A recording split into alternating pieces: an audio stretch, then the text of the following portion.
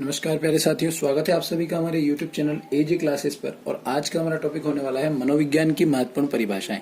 तो देखिए दोस्तों, वैसे थंबनेल में आपने देख लिया होगा कि मनोविज्ञान की विभिन्न परिभाषाओं में हम आपके लिए यहाँ पर जो लेकर आए हैं वो बहुत ही खास और एक तरीके से पिछले जितने भी एग्जाम्स हुए हैं, टेट और आर टेट वगैरह या जो भी रीट वगैरह जो भी एग्जाम हुए हैं, अध्यापक पात्रता परीक्षा से संबंधित जितने भी परीक्षा के जो एग्जाम हुए हैं विभिन्न राज्यों की जो टेट परीक्षाएं होती है उनमें, वो सभी परिभाषाएं हमने यहाँ एक कलेक्शन करके आपके लिए कुछ सामने लाने का प्रयास किया है। तो देखिए, हम आपको एक एक परिभाषा मनोवैज्ञानिकों के नाम सहित यहाँ पर आपको देने वाले हैं। तो वीडियो को एंड तक जरूर देखिएगा और अच्छी लगे तो लाइक और शेयर जरूर कीजिएगा दोस्तों।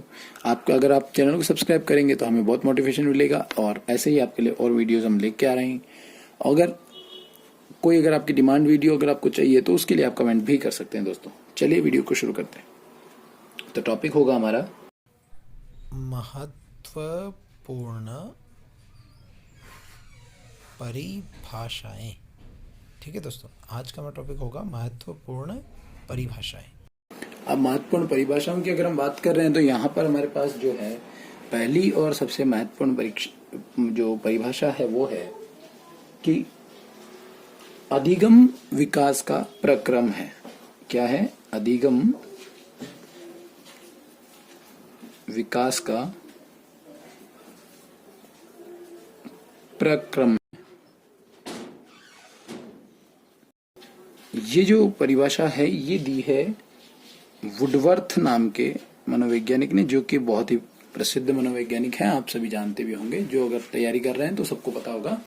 तो दोस्तों, वीडियो ज्यादा लंबा ना हो इसलिए मैं पहले सभी परिभाषाएं एक बार लिख देता हूं और लिखने के बाद मैं आपको एक एक करके सभी परिभाषाएं थोड़ा सा डिटेल से समझा पाऊंगा। तो देखिए दोस्तों, पहली परिभाषा थी अधिगम विकास का प्रक्रम है। मतलब अधिगम जो है वो विकास की एक पूरी प्रक्रिया है, एक पूरी प्रोसेस है। ये बात किसने कही है? वुडवर्थ है। और दूसरी जो है यहाँ पर महत्वपूर्ण परिभाषाओं में सिगमंड फ्राइड भी एक मनोवैज्ञानिक रहे हैं, जिनका एक आपने बहुत सारी परिभाषाएं उनकी पढ़ी होंगी पहले भी। यहाँ पे देखिए, उन्होंने दिया है बालक अपने भावी जीवन की नींव जीवन के पहले 4-5 वर्षों में रख लेता है।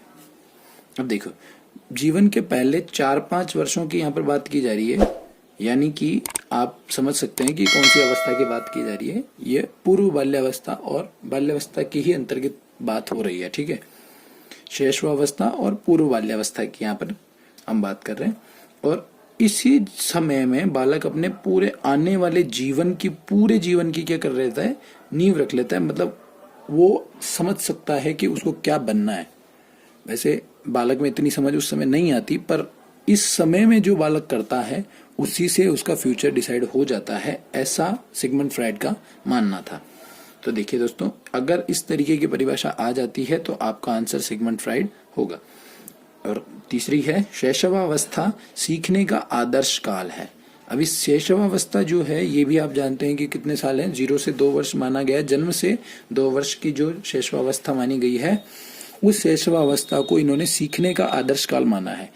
ऐसा मानते हैं कि शैशवावस्था जो है वो अनुकरण करने की अवस्था होती है और बालक इसमें हर एक चीज का अनुकरण कर लेता है और अनुकरण करके बहुत ही जल्दी सीख जाता है, यानी कि अन्य किसी भी अवस्था की तुलना में जल्दी सीखता है। इसलिए ऐसा कह सकते हैं कि सीखने का अगर कोई आदर्श काल है तो वो शैशवावस्था है।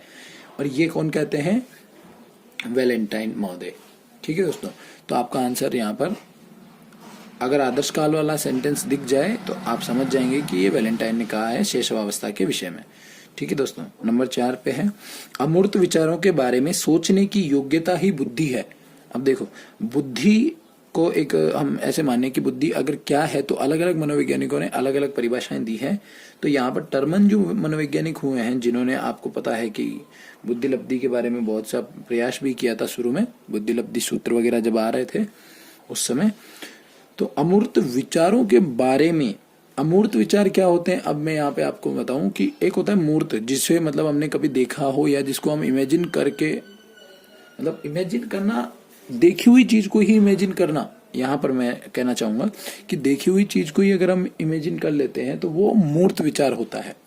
ठीक है, और जिस चीज को कभी देखा ही नहीं, कभी सोचा है ही नहीं उसके बारे में, पहली बार हम अगर किसी चीज की कल्पना कर रहे हैं जिसको हमने पहले कभी नहीं देखा है या समान परिस्थिति हमने कभी नहीं देखी है, तो ऐसे किसी विचार के बारे में सोचने की यदि किसी में योग्यता है तो वह योग्यता ही उसकी बुद्धि कहलाएगी। तो यहाँ पर बुद्धि उस योग्यता को कहा गया है जो कि अमूर्त विचारों के बारे में सोचने की क्षमता रखती हो। ठीक है दोस्तों, अब देखो ये किसने कहा आपको? टर्मन ने। अब फिर है किशोरावस्था जो है वो शैशवावस्था की ही पुनरावृत्ति होती है, ये विलियम जेम्स ने कहा है। अब यहाँ पर थोड़ा एक शोध का विषय था कि अनुसंधान करके या रिसर्च करके कह सकते हैं आप कि रिसर्च की गई और पता चला कि शैशवावस्था में जितनी शिशु में जितनी काम प्रवृत्तियां और जितना एक तरीके से उत्तेजना वाला जो माहौल जो शैशवावस्था में बालक में होता है कि बालक अपनी ही धुन में रहता है, किसी और के अंदर वो मतलब नहीं रखता है, वो केवल अपना देखता है उस समय, तो उसी तरह शैशवावस्था में भी सब कुछ समानताएं शैशवावस्था के अनुसार मिलती जाती है किशोरावस्था में। तो किशोरावस्था और शैशवावस्था दोनों एक समान होने के कारण यहाँ पर उन्होंने कहा है कि शैशवावस्था की पुनरावृत्ति ही से ये किशोरावस्था भी होती है। किसने कहा? ये विलियम जेम्स ने। कहीं कहीं पर विलियम जोन्स भी मिलता है इस परिभाषा के लिए, तो जोन्स और जेम्स में देख लीजिएगा, जहां ऑप्शन में विलियम जेम्स दिया हुआ है तो जेम्स कर दीजिएगा और जोन्स दिया हुआ है तो जोन्स कर दीजिएगा। दोनों में से एक ही समय पर दोनों एक साथ नहीं आएंगे, ये ध्यान रखिएगा। फिर है बाल्यावस्था मिथ्या परिपक्वता का काल है। मिथ्या परिपक्वता मतलब परिपक्वता होने का एक भ्रम, यानी झूठी परिपक्वता।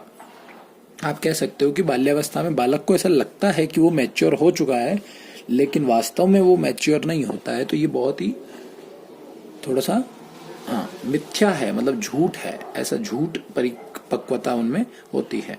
तो ये किसने कहा है? रोस ने कहा है कि बालक को ऐसा लगता है कि वो परिपक्व हो चुका है, बड़ा हो चुका है, लेकिन वास्तव में वो बड़ा नहीं होता। तो ये मिथ्या परिपक्वता का काल है। फिर है बाल्यावस्था प्रतिद्वंद्वात्मक समाजीकरण का काल है।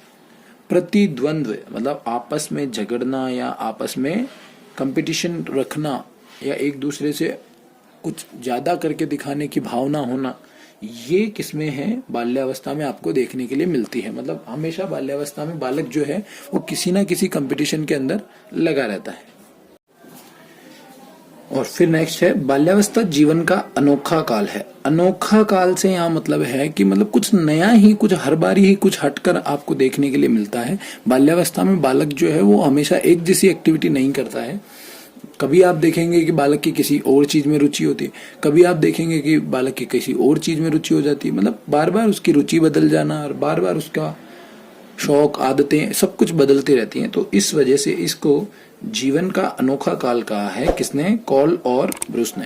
यहाँ पे दो व्यक्ति हैं, कॉल और ब्रूस। इन दोनों ने एक शोध किया और उस शोध के बाद इन्होंने ये अपनी परिभाषा दी है कि बाल्यावस्था जो है वो ऐसा काल है जिसके बारे में आप कल्पना कर सकते हैं, लेकिन सही रूप से आप उसकी भविष्यवाणी नहीं कर सकते कि बच्चा क्या करेगा। बच्चा कुछ भी परिवर्तन अपने व्यवहार में दिखा सकता है, इसलिए इन्होंने अनोखा काल कहा है और ऐसा इनका मानना है। और सभी मनोवैज्ञानिक अपनी अपनी राय अलग अलग देते हैं। फिर है किशोरावस्था जीवन का सबसे कठिन काल है। अब ये परिभाषा किलपैट्रिक ने दी है। किलपैट्रिक की एक परिभाषा हम पहले भी पढ़ चुके हैं कि प्रतिद्वंद्वात्मक समाजीकरण जो दिया था इन्होंने बाल्यावस्था के संदर्भ में, तो वो हम पहले पढ़ चुके हैं। और अब देखिए यहाँ पे जीवन का सबसे कठिन काल इन्होंने क्यों कहा है किशोरावस्था को?